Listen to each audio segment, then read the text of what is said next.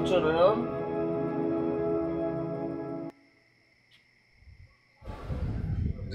কিছু না।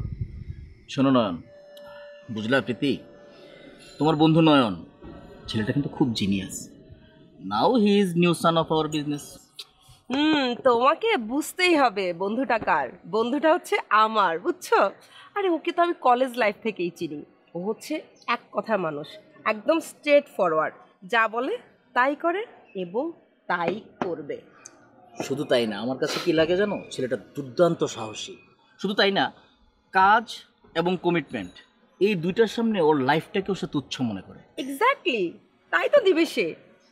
ওর দরকার টাকা আর আমার দরকার ওকে। টাকা না পেলে ওর মা বিনা চিকিৎসায় মারা যাবে, তাই পারফেক্ট টাইমে আমি পারফেক্ট কাজটাই ওকে দিয়ে করিয়ে নিচ্ছি। এইটাকে বলে ঝোপ বোঝে কোপ মারা। তুমি তো আবার ঝোপ বোঝে কোপ মারার মাস্টার। মাস্টার? আমি মাস্টার?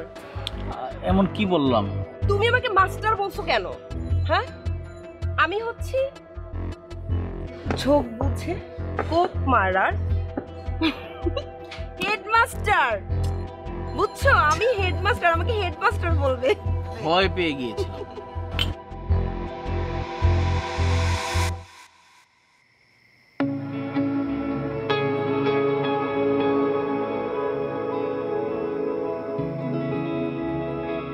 কি ভাবছো নয়ন?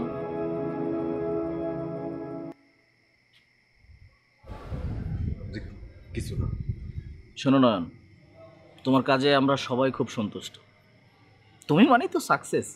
ঠিক যেভাবে কাজ করে যাচ্ছ, বেশি না 2 বছর এইভাবে কাজটা করে যাও, আমার বিশ্বাস তুমি অঢেল টাকার মালিক হয়ে যাবে।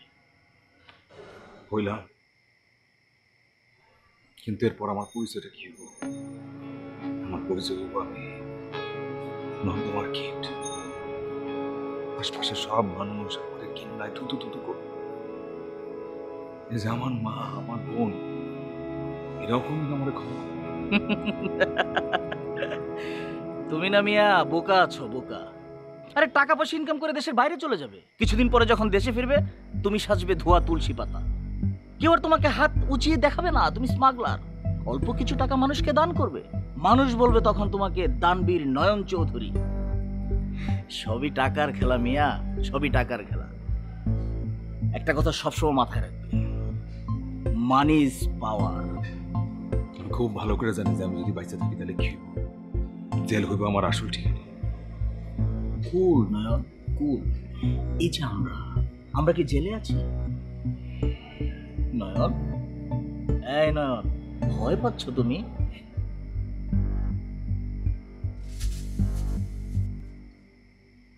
ভয় পাই না আমি। ভয় শব্দটা আমার ডিকশনারি থেকে চলেই গেছে। আমারও তাই মনে হয়। কালকে একটা ছোট্ট কাজ করতে হবে। বলেন কি করতে?